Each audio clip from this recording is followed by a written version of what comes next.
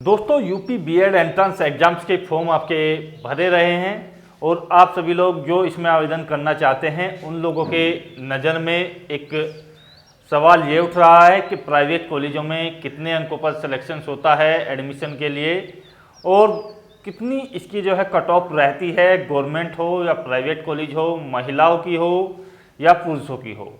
तो इस वीडियो के माध्यम से पूरा का पूरा डाउट जो भी कट ऑफ से संबंधित है आपका दूर किया जाएगा और यूपी बीएड एंट्रेंस के लिए आप जो है चैनल को सब्सक्राइब कर लें, आपको फ्री पीडीएफ और क्लासेज दी जाएंगी।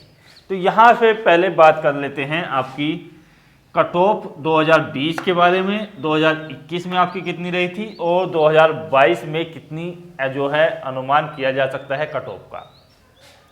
तो यहाँ आप सभी लोगों के लिए मैं पहले क्लियर कर दूं कि प्राइवेट कॉलेज में एडमिशन के लिए कितने अंक लाने होंगे, इस चीज़ का जो तथ्य है। तो देखिएगा, प्राइवेट कॉलेज की कंडीशंस पर आधारित होता है कि वो जो कॉलेज है किस स्तर का है। यदि बहुत ज़्यादा अच्छा कॉलेज है तो उसमें कुछ अंक आपको बेहतर लाने होते हैं, क्योंकि उसमें जो है एडमिशन के लिए एक से ज़्यादा लोग आवेदन कर देते हैं, तो वहाँ आपका एडमिशन नहीं हो पाता है।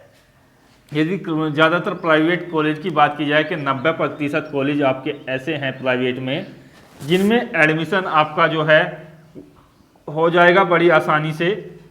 आपको केवल यहाँ पर टेस्ट देना होगा। जो लोग टेस्ट नहीं देंगे उनका एडमिशन नहीं होगा, चाहे वो कितना भी टुच्चा कॉलेज हो, कितना भी बेकार कॉलेज हो। तो एंट्रेंस देना इसके लिए अनिवार्य है। यदि आप यूपी बीएड की 16 यूनिवर्सिटी से संबंधित कॉलेजों में एडमिशन लेना चाहते हैं तो ये एंट्रेंस टेस्ट आपको देना जरूरी होगा।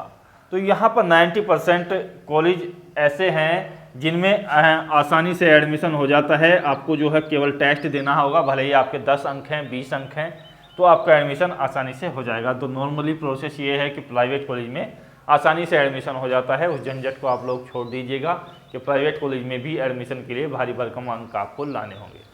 अब सवाल उठता है कि ये जो 10,000 गवर्नमेंट सीट हैं उसके लिए आपको जो है यहाँ पर कितनी कट ऑफ बनती है। तो ये जो कट ऑफ मैं आपको बता रहा हूँ गवर्नमेंट सीटों के लिए है, क्योंकि यहाँ पर जो आपकी फ़ीस है बहुत ज़्यादा मामूली है और स्कॉलरशिप फीस की कई गुना आ जाती है। तो छात्रों की जो बीएड है वो फ्री में हो जाती है। बाकी 1 से 1.5 लाख का खर्चा आपका जो है प्राइवेट कॉलेजों में आ जाता है। कुछ प्राइवेट कॉलेज ऐसे हैं लो कैटेगरी वाले जो कम फीस पर एडमिशन करा देते हैं। तो आप जो है डिस्क्रिप्शन बॉक्स से मेरा नंबर है, वहाँ से आप जो है व्हाट्सअप मैसेज छोड़ सकते हैं। तो उसके लिए मैं आपको कुछ कॉलेजों की जानकारी दे दूँगा।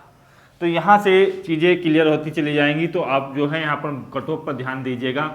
तो कट ऑफ में पहले मैं आपको क्लियर कर दूं कि 400 अंकों के आपके जो है 2 पेपर होंगे। तो 400 में से आपकी जो है कट ऑफ बनेगी। ये 400 में से जो आपकी कट ऑफ बनेगी, भले ही आप पेपर फर्स्ट में फेल हो जाओ या पेपर 2 में आप फेल हो जाओ, तो उस चीज़ का कोई फर्क नहीं पड़ता है। आपको एंट्रेंस देना होता है और उसमें आपकी जो भी मार्किंग होती है, ये ज़रूरी नहीं है कि आपका पेपर फर्स्ट में ज़्यादा हो या पेपर 2 में 40% हो, उस तरीके की कोई बाउंडेशन नहीं है। तो यहाँ पर आप जो है मेल और फीमेल की जो कट ऑफ रही थी 2020 में उसको ध्यान से देखेंगे। तो देखिएगा 400 में से जो आपकी कट ऑफ थी वो कितनी रही थी। तो इसमें यदि यूआर कैटेगरी की बात की जाए तो यूआर में मेल कैंडिडेट्स की जो कट ऑफ थी वो 245 के आसपास। काफ़ी लोगों के कमेंट्स थे कि इतने अंकों पर आसानी से गवर्नमेंट कॉलेज आपको मिल चुका था। महिलाओं की बात की जाए तो 236 के आसपास आपकी कट ऑफ रही थी। ये जो कट ऑफ थी ये सीधे तौर पर जो है ना हो करके आपकी जो है यहाँ पर रही थी। और उसके बाद जो है ओबीसी की यदि बात की जाए तो ओबीसी में आपकी जो कट ऑफ थी वो 235 के आसपास मेल कैंडिडेट्स की थी और 225 के आसपास आपकी फीमेल कैंडिडेट्स की थी। यहाँ पर एससी की बात की जाए तो एससी में जो कट ऑफ थी आपकी 215 थी और 200 अंकों पर आपका जो है फीमेल कैटेगरी में सिलेक्शन था। एसटी की भी यही कहानी थी, 200 अंकों के आसपास आपकी जो है कट ऑफ थी और 190 के आसपास महिलाओं की कट ऑफ थी एसटी में। बात की जाए यहाँ पर एक कैटेगरी और थी आपकी ईडब्ल्यूएस। तो ईडब्ल्यूएस की जो कैटेगरी थी उसकी जो कट ऑफ थी वो यहाँ पर 220 के आसपास जो है पुरुष कैंडिडेट्स थे और 205 के आसपास जो है महिला कैंडिडेट्स का ईडब्ल्यूएस कैटेगरी में गवर्नमेंट सीट पर हो गया था 2020 में। बात की जाए 2021 की तो देखिएगा 21 में 400 में से आपको जो कट ऑफ लानी थी यूआर कैटेगरी में मेल कैंडिडेट्स थे और आपकी जो है फीमेल कैंडिडेट्स थे, तो उनकी जो कट ऑफ थी तो देखिएगा यहाँ पर थोड़ी सी इंक्रीज हुई थी और 250 के आसपास आपको देखने को मिली थी क्योंकि आवेदन थोड़े से ज़्यादा थे। और यहाँ पर फीमेल कैंडिडेट्स की जो कट ऑफ थी वो 240 के आसपास थी, ज़्यादा कम नहीं थी, ज़्यादा डिफरेंस नहीं था। ओबीसी में यदि बात की जाए तो ओबीसी की जो कट ऑफ थी वो देखिएगा 242 के आसपास थी और फीमेल कैंडिडेट्स की जो कट ऑफ थी वो 230 प्लस थी। ईडब्ल्यूएस की कट ऑफ ओबीसी से थोड़ा कम थी और 240 के आसपास मेल कैंडिडेट्स थी, 220 आपकी फीमेल कैंडिडेट्स।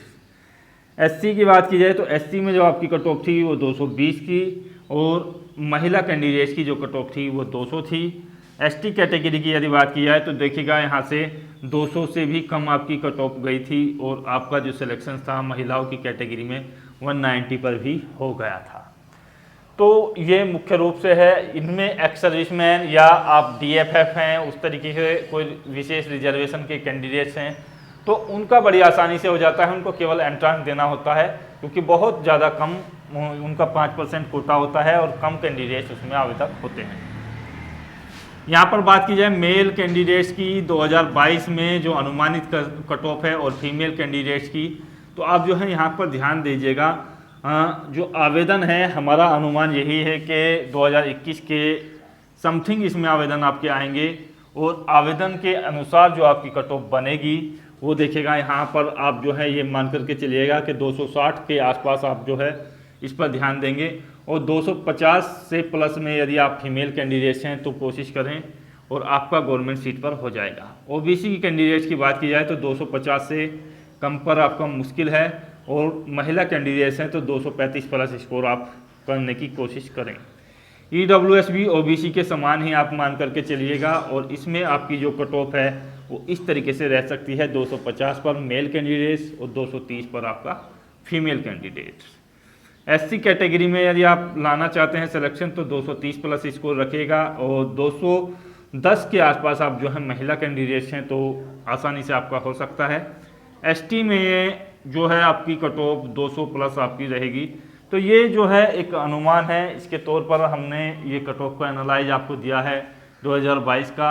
हालांकि ये जो है असली चीज़ें तो पेपर के बाद ही क्लियर होती हैं क्योंकि पेपर का पैटर्न स्तर जो है यदि उसमें कठिनाई का स्तर डाल दिया जाता है तो कम अंकों पर भी हो जाता है और पेपर पिछले बार के मुकाबले यदि ईजी आ जाता है तो आपका जो है ज़्यादा अंकों पर भी इस तरीके से सिलेक्शन नहीं हो पाता है। लेकिन पिछले जो अनुमान है जिस तरीके से पेपर आते हैं इसके उनको देखते हुए तथ्यों को ध्यान रखते हुए तो अनुमान है ये कट ऑफ का।